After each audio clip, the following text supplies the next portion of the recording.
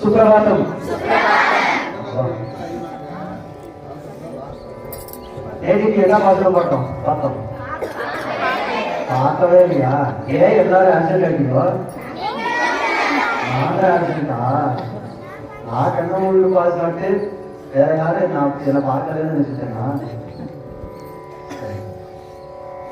அப்ப இன்னைக்கு எல்லாருக்கும் லீவு தானே?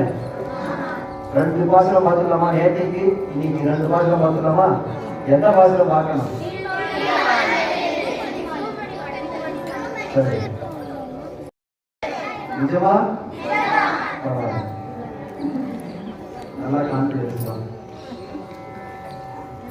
இந்த 8வது வாசகத்திலே ஆண்டாள் கீழ்வானம் வெள்ளத்து இருமை சிறுவீடு நீவான் பரங்கனாள் மிக்குள்ள பிள்ளைகளும்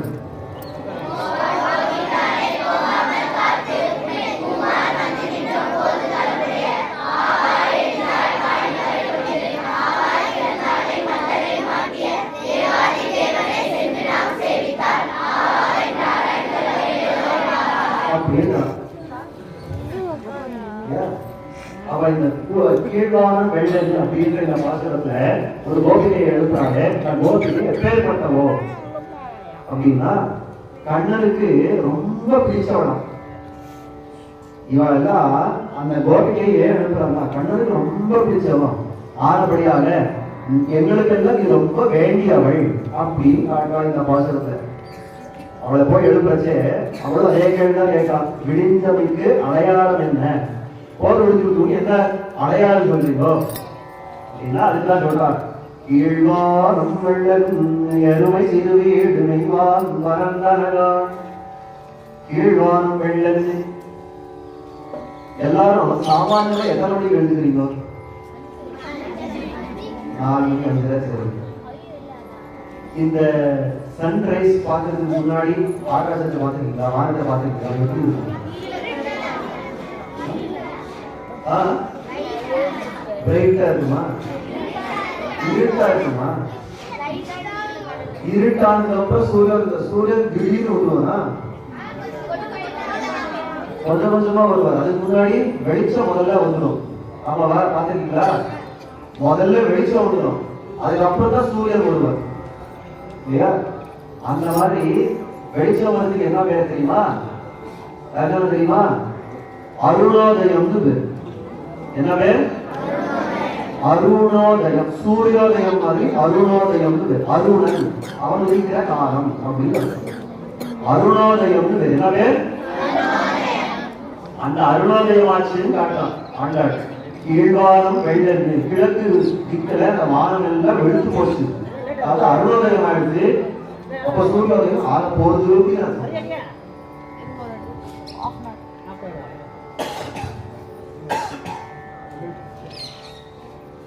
அப்ப அந்த அருணோதயம் ஆயிடுச்சு எழுந்து அப்படின்றா.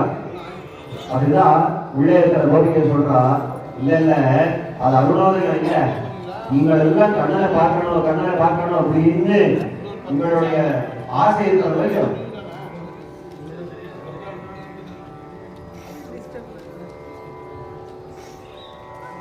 கண்ணனை பார்க்கணும் உங்களுக்கு எல்லாம் ஆசை இருக்கிறது வரைக்கும் ஆனபடியால உங்களுடைய உடம்புலயே ஒளி இருக்கிறது.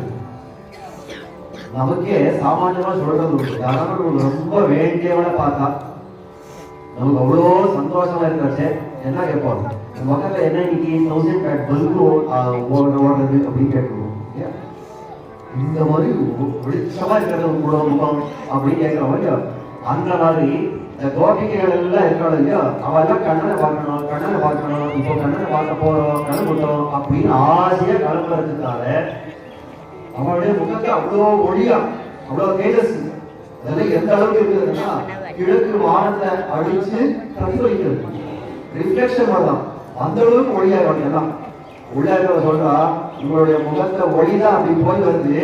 அது விளக்கு, அதாவது கிழக்கு வானம்லாம் விளக்கல, அந்த அருணாதியம் அந்த ஆகல, உங்களுடைய ஒளிதான் அப்படி தெரியுது, ஒரு மிரர் போட்ட மாதிரி தெரியுது அப்படின்னா.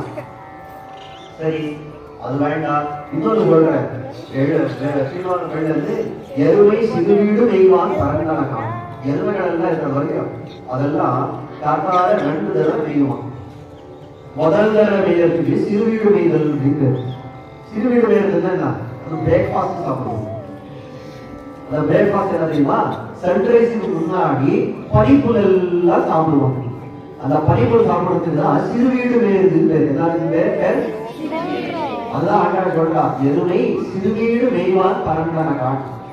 அதுதான் சிறுவீடு மேய்றதுக்கு கிளம்பி போச்சு. அதுவும் தெரியவனுக்கு அப்படின்றா. அது உள்ளே இருக்க சொன்னாலா, உனக்கு அதுவும் பிரமைதா? அது எருமை போகல, வெளிச்சம் வந்த வரைக்கும் உங்கள் முகத்தை வெளிச்சம் வந்த வரைக்கும் அந்த வெளிச்சம் வரவே இருட்டு உருண்டையா போறது. அந்த உருண்டையுடைய இருட்டு போறது உங்களுக்கு கருப்பா எருமை போற மாதிரி தெரியுது. உங்களுக்கு ஒழுங்கா பார்க்க தெரியல. கடைசியில் உள்ள இருட்டு போறதே எருமை போறதுன்ற, உன்னுடைய முகத்தை வெளிச்சத்தை கீழ்வானம் எழுத்துதுன்ற, உனக்கு இதெல்லாம் சரியா இல்லை, உங்களுக்கு அஜ்ஞானம் அப்படின்னா. வெளியே இருக்க சொன்னா, சரிம்மா எனக்கே அஜ்ஞானம் இருக்கட்டும், இப்ப நீ எதுக்காக எழுந்து வர அதை சொல்ல முதல்ல. எனக்கு அஜ்ஞானம் ஆகுங்க, நீ எதனால எழுந்து வர முதல்ல அதை சொல்லுன்னா. அது சொல்றா, கீழ்வானம் வெள்ளை நடுவை சிறுவீடு மீவான் கரந்தனகால் மிக்குள்ள பிள்ளைகளும். அவ கேட்கா, இந்த அடையாளம் எல்லாம் நீங்கள் சொல்றீங்க இல்லையா, அது சரியா இல்லை. நான் சொல்றேன், எதனாலே இந்த இன்னும் போது வெளியிலன்றதுக்கு நான் அடையாளத்தை சொல்றேன். ஏன்னா ஏதோ ஒரு 2 பேர் வந்திருக்கீங்கோ, உங்களுக்கு அந்த ஆர்வம் ஜாஸ்தி. ஆர்வடியால ஒரு 2-3 பேர் வந்திருக்கீங்கோ, மற்றவாழ்ல இன்னும் கொடுத்து தூங்கியிருக்காளே, அதனால நான் சொல்றேன் இன்னும் போது வெளியில. அதுதான் ஆண்டாள் சொல்றார், இக்குள்ள பிள்ளைகளும் போவார் போகின்றார். மத்த எல்லாரும் கலந்துட்டாமா, நீங்க ஒரு லாஸ்ட் லேடி, லாஸ்ட் கேர்ள், ஆர்வடியால கலந்து அப்படின்றார். இக்குள்ள பிள்ளைகளும் போவான் போகின்றார் கலந்துட்டான். எதனால கிளம்பினான்? அவள் என்ன அவ்வளவு ஆத்திரம் அப்படின்னா, போவான் போகின்றான், போதே உத்தேசமா கிளம்பிட்டான். அவன் என்ன ட்ரிப்பு எக்ஸ்கர்ஷன் அப்படின்னு வச்சு போவான். ஏன் ஸ்கூல்ல போவாதா? உண்டா? தூக்கி போயிட்டீங்களா? எக்ஸ்கர்ஷன் போவாடா ஸ்கூல்ல? ட்ரிப்பு போவாடா? அடிச்சு போவாடா? அதனாலே அப்படி. உங்க வீட்டுல அப்பா அம்மா அடிச்சு போவாடா? அப்போ நீங்க தூங்கலன்னு எனக்கு சொல்லணும். தூங்கி போயிட்டு நான் யாரும் சொல்லுவேன். அப்ப இந்த ட்ரிப்புக்கு போறச்சு, நாளைக்கு நான் அந்த இடத்துக்கு போக போறேன், இந்த இடத்துக்கு போக போறேன் அப்படின்னு முடிச்சு உட்காந்துருப்போம் இல்லையா? அங்க போய் எதுக்காக போறோம்? அங்க போனா எனக்கு வேற ஏதாவது ஒரு, அங்க போனா எனக்கு சயின்ஸ் தலையில ஏறணும், அங்க போனா மேத்ஸ் தலையில ஏறணும் போவோம். அங்க போறதே காரணம், அங்க போய் வேற ஒன்றும் பண்றது இல்லை, அங்க போறதே என்ஜாய் பண்ணிக்கலாம் அப்படின்னு சொல்றோம் இல்லையா? அந்த மாதிரி இவெல்லாம் கண்ணனை சேர்க்க போறாங்க. எதுக்காக போறாங்க? போவான்னு போகின்றான். கண்ணன் கிட்ட போய் அதை கூட இதை கூட துணைக்க மாட்டான்.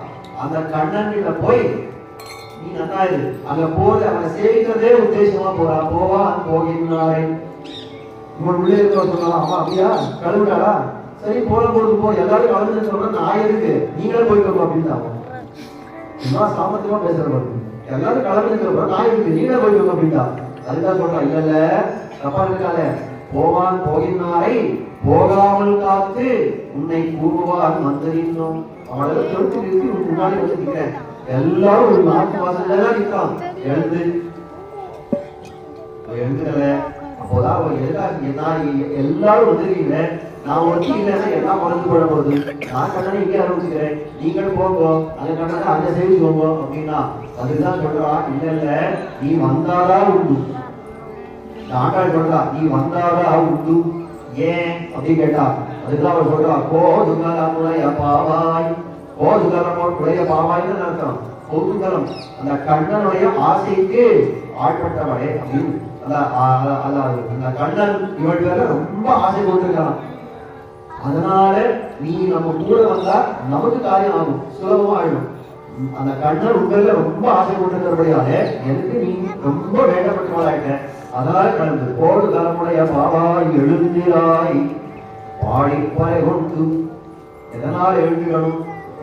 நான் எதனால எழுந்துக்கணும்? எழுந்து என்ன பண்ண வேண்டியிருக்கு? பாடி பறை கொண்டு எவ்வளவான பாடுவோம், அவருடைய திருநாமங்களை பாடுவோம், அவருக்கு போய் கைங்கரியத்தை பண்ணுவோம். பாடி பறை கொண்டு என்னத்தை பாடணும்? எந்த சரித்திரத்தை பாடணும் அப்படின்னா, அதுதான் சொல்றா, மாவாய் பிளந்தானை மல்லரை மாட்டிய தேவாதி தேவனை.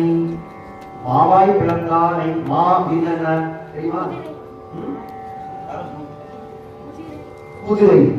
மா அப்படின்னா குதிரை. திருமங்கையாளர் ஒரு குதிரை இருக்கு. யாருக்காவது தெரியுமா? அது பேர் என்ன தெரியுமா?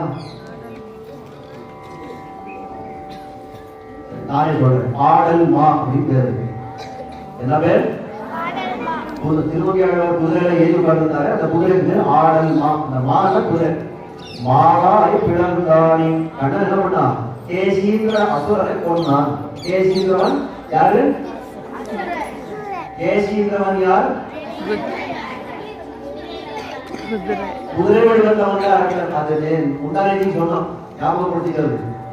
கேசவனை பாடமும் நீ கேட்டே கிடத்தி சொல்லியிருக்கேன். கேசி அப்படின்ற குதிரை வடிவத்தில் வந்த அரக்கனை கொண்டவன். மாவாய் பிளந்தானை. அது மட்டும் இல்ல, மல்லரை மாட்டிய இந்த மல்லர்கள் சாணுவர் முட்டிகர்கள் எல்லாம் வந்தாலும் இந்த சாணுவர் முட்டிகர்கள் எல்லாம் ரொம்ப சாமர்த்தியமா சண்டை போட்டாங்க கண்ணன். இத்தனைக்கும் அவங்க பெரிய பெரிய மல்யுத்த வீரர்கள். இந்த பிள்ளையோ 10 வயசு பிள்ளை. இது போய் சண்டையிட முடியுமா? முடியாது. ஆனபடியாக என்ன பண்ணிட்டான் இந்த கண்ணன் அப்படின்ற பிள்ளை எப்படியோ சண்டை போடுற அந்த சாமர்த்தியத்தை இந்த மல்லனை அந்த மல்லனை மாட்டி விட்டுருந்தான். அவன் சண்டை பிடிச்சு போயிட்டான் அப்படின்னு. அந்த மாதிரி மல்லரை மாட்டிய தேவாதி தேவனை எம்பெருமான் எப்படி இருக்கிறான்? தேவாதி தேவன் தன் பரத்தத்தை காட்டுறான். மதுரைக்கு போயிட்டான் ஐயோ, அவன் தேவாதி தேவன் பெரிய ராஜாவா போல இருக்கான். அவனை சென்று நாம் சேவித்தால் நாராயணருள் அருளும் அப்படின்னா, அப்போ அவன் எப்பேற்பட்டவன்? எம்பெருமானுக்கு என்ன குணம் அப்படின்னா, நாம இருக்கிற இடத்துக்கு வந்து அனுகிரகம் பண்ணணும்ன்ற அவன் எம்பெருமான். ராமர் விபீஷணனுக்கு அனுகிரகம் பண்ணினார். எங்கே? விபீஷணனுக்கு எங்கே அனுகிரகம் பண்ணினார் ராமர் தெரியுமா? தெரியாதா? லங்கைக்கு போய் அனுகிரகம் பண்ணார். விபீஷணன் யார்? ராவணனுடைய தம்பி. ராவணன் யார்? விபீஷணனுடைய அண்ணா சொல்லுங்க. ராவணன் யார்? ராவணன் சீதை அபகரணம் பண்ணினவர். ராவனுக்கு விரோதி இல்லையா? அவனுடைய தம்பி தான் விபீஷணன். அந்த விபீஷணன் ரொம்ப நல்லவன். அவனுக்கு அனுகிரகம் பண்ணது பெருமாள் எங்கே போனார்? இலங்கை. லங்கைக்கே போய் அனுகிரகம் பண்ணார். விபீஷணன் ரொம்ப நல்லவனா இருக்கேன், இங்கே வா, அயோத்தியை வா, அனுகிரகம் பண்ண சொல்லல. அவர் இருந்து போனார். சுக்ரீவன் எங்க இருந்தார் தெரியுமா? கிஷ்கிந்தா இருந்தார். கிஷ்கிந்தாண்ட ஒரு இடத்துல இருந்தார். சுக்ரீவன் அனுகிரகம் பண்ணது அங்க போய் அனுகிரகம் பண்ணார். இப்படி ஒருத்தரும் எங்கே இருக்காரோ அங்க போய் போய் அனுகிரகம் பண்ண கூடியவன் எம்பெருமான். அந்த ஆசை கொண்டிருக்கிறவன் இன்னைக்கு நாம அவன்கிட்ட போய் நீ எனக்கு கைகாரம் கொடுக்கணும்னா அவன் தான் சொல்லுவான், ஆஹா ஆஹா நான் உங்ககிட்ட வர வேண்டியிருந்தேன், நீங்களே கிட்ட உறுதிங்க அப்படின்னு சொல்லுவான். நாம ஹோம்ஒர்க் பண்ணிட்டு போனா ரொம்ப போய் முக்கிய என்ன கேட்கும், மேடம் கிட்ட மிஸ் கிட்ட இல்லையா, இதா என்னுடைய ஹோம்ஒர்க் அப்படின்னு ஹோம்ஒர்க் பண்ணாங்கன்னா கொஞ்சம் உள்ளே உட்காந்துப்போம். அந்த மிஸ் முன்னாடி வந்து சொல்லுவான், ஆஹா நீங்களே உறுதிங்களா அப்படின்னு நம்ம பதினோம். இதே காரியத்தான் கண்ணன் பண்ணுவாடா. அவன் வந்து நம்ம அனுபவிக்கணும். அதை விட்டு நாமளே அவன் முன்னாடி போயிட்டா ஆராய்ந்தருள். அவன் ரொம்ப ஆச்சரியப்பட்டு அவன் பதறி, ஐயோ இவாரெல்லாம் என்கிட்ட வந்துருவானே, அவன் கட்டாரம் அனுகிரகம் பண்ணணும், முன்னாடியே நானே போய் பண்ணிருக்கணுமே, நான் பண்ணலையே, இவாய வரை சொன்னேன் அப்படின்னு கஷ்டப்பட்டு நமக்கு அனுகிரகம் பண்ணுவான். ஆவாரின் ஆராய்ந்தருள் கலந்து அப்படின்னா இந்த வாசகத்தை கீழ்வானம் வெள்ளன் எருமை சிறுவீடுமைவான் பரந்தரகான் இக்குள்ள பிள்ளைகளும் போவான் போகின்றாரை போகாமல் காத்து உன்னை கூவான் வந்து நின்றோம். கோடுதலமுடைய பாவாய் எழுந்திராய் பாடி பறை கொண்டு பாவாய் பிளந்தானை மல்லரை மாட்டிய தேவாதி தேவனை சென்று நாம் சேவித்தால் ஆவாவன் ஆராய்ந்தருள் ஏதோ என்பாய்.